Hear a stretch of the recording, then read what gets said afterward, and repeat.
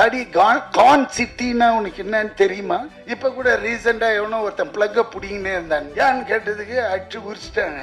தட்டி காஞ்சிக்கணும், உள்ள தண்ணி இருக்குது ஃபுல்லான்ட்டு. இந்த ஹீரோயினுங்க கோயிச்சுன்னு மனசுக்குள்ளேயே திட்டிக்குவாங்க. வரராஜ் கிட்ட இன்னொரு ஸ்பெஷாலிட்டி என்னன்னா, என்ன எடுக்கணுமோ அதை மட்டும் எடுத்து அழகா அனுப்பிச்சு விட்டுடுவான். சார் நீ கிளம்பிடலாம். என்ன ஒரு நாள் முன்னாடியே பேக்கப் பண்ணி அனுப்பிச்சிட்டான். தம்பி நல்லா யோசிச்சுக்கோ, வேற எதுனா இருக்க? எதுவுமே கிடையாது. இல்லப்பா எனக்கு ஒரு ஃபேமிலி கேம்லி பேக் ட்ராப், ஐயா அதெல்லாம் இந்த படம் கிடையாது. திஸ் இஸ் கான் சிட்டின்னா. டாடி கான் சிட்டின்னா உனக்கு என்னன்னு தெரியுமா? தெரியாது. இது எடுக்கிறது எழுதுறது, உல்டாவா எழுதி விட்டுறது, அதே பொழப்பு.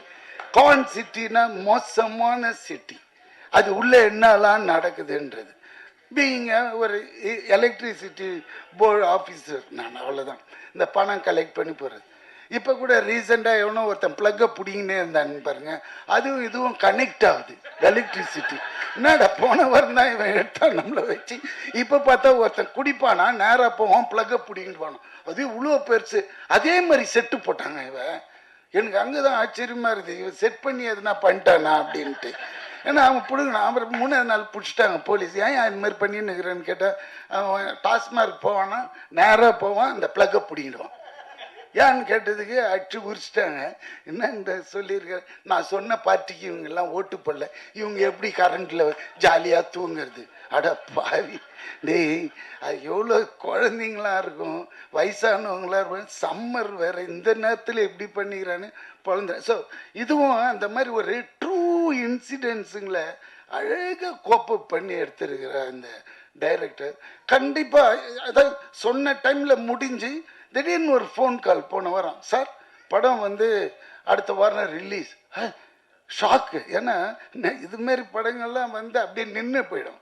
ஆனால் இது கொண்டு வர்றான் பாருங்க, அங்கே தான் தம்பி உன்னோட பேக்ட்ராப் என்ன பண்ணாக்க அஸ்டன்றான், ஈபின்றான், எதுவுமே சரியில்லை, எல்லாமே நெகட்டிவாகவே விழுது மார்க்கு. புரியுதுங்களா? ஏதாவது ஒரு வசதிப்பா அப்படியே ரொம்ப கஷ்டப்பட்டு தான் வந்தேங்க லைஃப்ல. ஐயோ அவ்வளோ இதுவாக இருக்குது அப்படின்னு நம்மளுக்கே பாவம் தோணுது. ஆனால் நல்ல ட்ரீட்மெண்ட்டு, நல்லா வருவார். அதே மாதிரி ஏன்னா இந்த டிஓபியை வச்சு நான் சொல்கிறேன், ஏன்னா எனக்கு அதிகமாக மற்ற டெக்னீஷியன்லாம் தெரியல.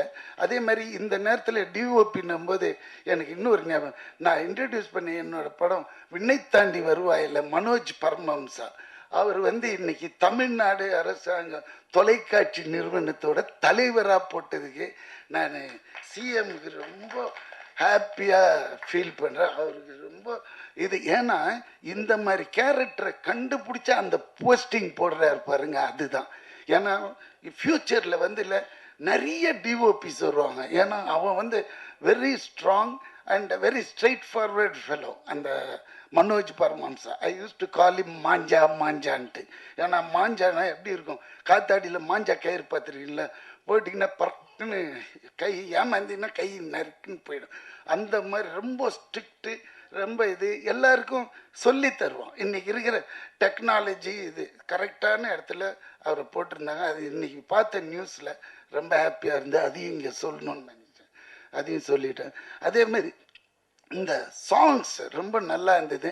அண்ட் ஃபஸ்ட் டைம் எடிட்டர் மாதிரியே தெரியல நிஜமா. ஆண்டனி அளவுக்கு கிளாஸ் இருக்குது எடிட்டர், ஆண்டனி அளவுக்கு நிஜமாவே.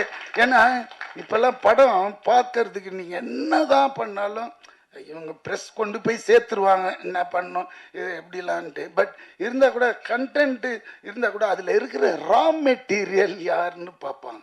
அந்த காலத்துலலாம் நம்ம பார்ப்போம், ஃபாக்ஸ், வார்னர் பிரதர்ஸ்னால் கண்ணை மூடிட்டு டிக்கெட் எடுத்துகிட்டு உள்ளே போய் படம் பார்ப்போம், இங்கிலீஷ் படங்கள், ஹாலிவுட் ஃபிலிம்ஸ்.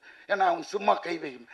இப்போல்லாம் இங்கே எப்படி பார்ப்பாங்கன்னா இதில் யார் ஆர்டிஸ்ட்லாம் இருக்காங்க அப்படி பார்த்தீங்கன்னா இந்த வடிவுக்கரசி அம்மா, பாபு, அப்புறமா இந்த இவர் அர்ஜுன் தாஸ், அப்புறம் இவரெல்லாம் செம குணச்சித்திர நடிகராக போக வேண்டியது. அப்படி மூஞ்ச காய்ச்சி இப்படி கசக்குனாலே இந்த அருள் எதிர இருக்கிறவன் குடல்லாம் பிறண்டுடும். அந்த மாதிரி நடிகராக இருந்தாலும் நிஜமாவே கேமராமேன்லாம் கீழே விட்டுட்டு ஓடிடுறான். அந்த ஃபாக்ஸி இவர் கத்துக்கு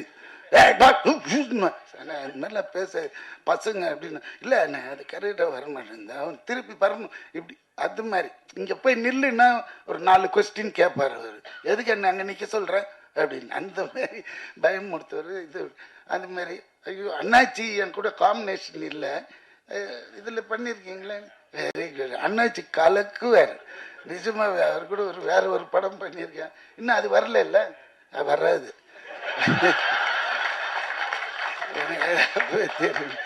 அதனால இந்த படம் உண்மையில எனக்கு அவ்வளோ ஹாப்பினஸ்ங்க ஒரு படம் ரிலீஸுக்கு வருதுனால சந்தோஷம் அவ்வளோ ஹார்ட் ஒர்க் அவ்வளோ கஷ்டங்க சாதாரண விஷயம் கிடையாது அந்த மனுஷன் பாவம் எவ்வளோ நாள் தூங்கியிருப்பான்னு தெரியாது ஆரம்பிச்சுட்டு ஏன்னா இந்த படம் வருமா வர அப்படிதான் இன்னைக்கு இருக்குது நிலைமை அது தேட்டரில் கொண்டாந்து இது கண்டிப்பாக ஹிட் ஆகி உங்களுக்கு பெரிய லெவலில் ஓடிடியில் உங்கள் பின்னாடி துரத்தின்னு வருவானுங்க ஏன்னா இங்கே ஓடுனா தான் அவங்க வருவாங்க அது மாதிரி ஸோ இந்த படம் பெரிய லெவலில் ஹிட் பண்ண உங்களோட ஒரு தடி கொஞ்சம் வசதியாக ஏற்றி விடுன்னா ஆமாம் ஏன்னா அப்போ தான் தெரியும் ஜனங்களுக்கு நம்ம ஒரு சொம்பு குடம் வச்சிருந்தாலும் தட்டி காய்க்கணும் உள்ள தண்ணி இருக்குது ஃபுல்லான்ட்டு வெறும் குடம் நினச்சி போயிடுவாங்க அதனால கொஞ்சம் தட்டி காட்டி தலையை ஆட்டுதாப்ப காஃபி கீஃபி டிஃபனை கொடுங்கப்பா